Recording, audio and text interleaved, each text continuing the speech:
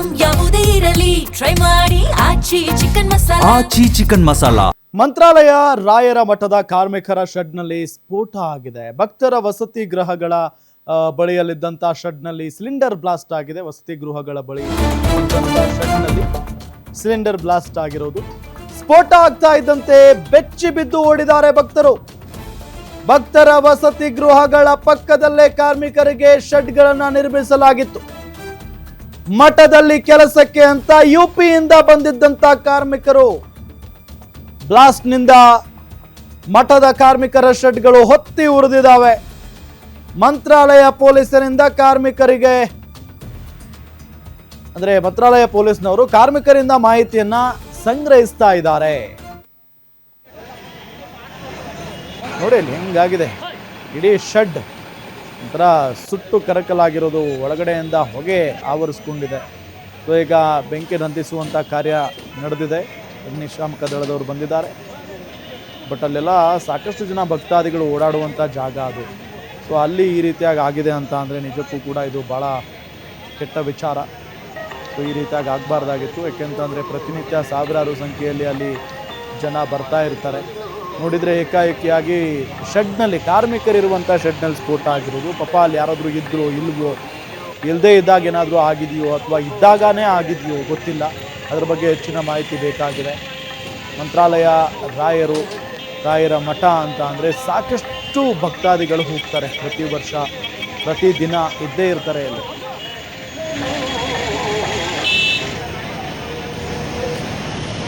ನಮ್ಮ ನರಹರಿ ತೀರ್ಥ ವಸತಿ ಗೃಹದ ಪಕ್ಕದಲ್ಲಿ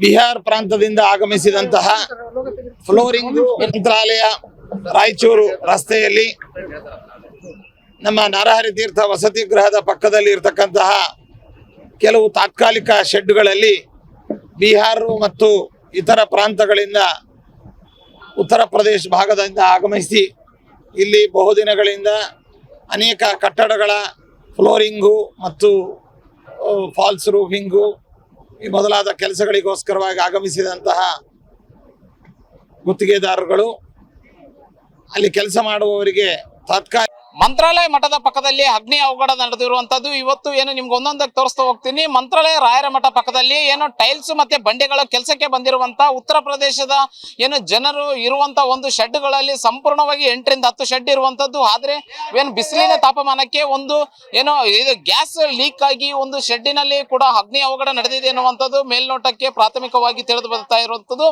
ಇದು ಮಂತ್ರಾಲಯ ಹೃದಯ ಭಾಗದಲ್ಲಿ ಇರುವಂತ ಶೆಡ್ಗಳಾಗಿರುವಂತದ್ದು. ಯುಪಿ ಕಡೆಯಿಂದ ಒಂದು 22ಕ್ಕೂ ಸರಿಸುಮಾರು 22ಕ್ಕೂ ಜನ ಕೂಡ ಬಂದು ಇವತ್ತು ಏನು ಇಲ್ಲಿ ಕೆಲಸವನ್ನು ರಾಯರ ಮಠದಲ್ಲಿ ಮಾಡ್ತಾ ಇರ್ತಾರೆ. ಆ ಸಂದರ್ಭದಲ್ಲಿ ಏನು ಈ ಮಧ್ಯಾಹ್ನ ವೇಳೆಯಲ್ಲಿ ಕೂಡ ಅಗ್ನಿಗಡ ಅವಘಡ ಕೂಡ ಸಂಭವಿಸಿರುವಂತದ್ದು. ಈಗಾಗಲೇ ನಿಮ್ಗೆ ದೃಶ್ಯಗಳಲ್ಲಿ ಕೂಡ ತೋರಿಸ್ತಾ ಇದ್ದೇನೆ.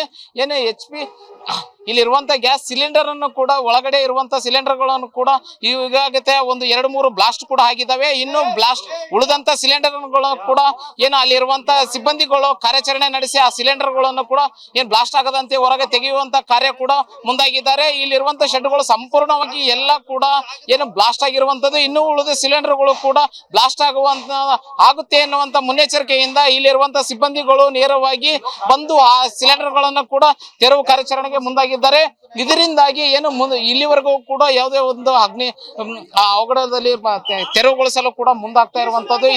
ಇಲ್ಲಿ ಏನು ಇವಾಗ ಪೊಲೀಸರು ಮತ್ತೆ ಇಲ್ಲಿರುವಂತಹ ಸ್ಥಳೀಯರು ಕೂಡ ನೇರವಾಗಿ ಅಲ್ಲಿ ಮುಂದೆ ನಿಂತ್ಕೊಂಡು ಅವರನ್ನ ತೆರವು ಕಾರ್ಯಾಚರಣೆ ಮಾಡಿ ಅಗ್ನಿ ಅವಘಡ ಯಾವುದೇ ರೀತಿಯಾದಂತಹ ಸಮಸ್ಯೆಗಳು ಆಗಬಾರ್ದು ಅನ್ನುವುದಕ್ಕೆ ಇಲ್ಲಿ ಪೊಲೀಸ್ ಇಲಾಖೆ ಕೂಡ ಮುಂದಾಗಿದೆ ಅಂತ ಹೇಳ್ಬೋದು. ಅನಿಲ್ ಕುಮಾರ್, ಗ್ಯಾರಂಟಿ ನ್ಯೂಸ್, ಮಂತ್ರಾಲಯ.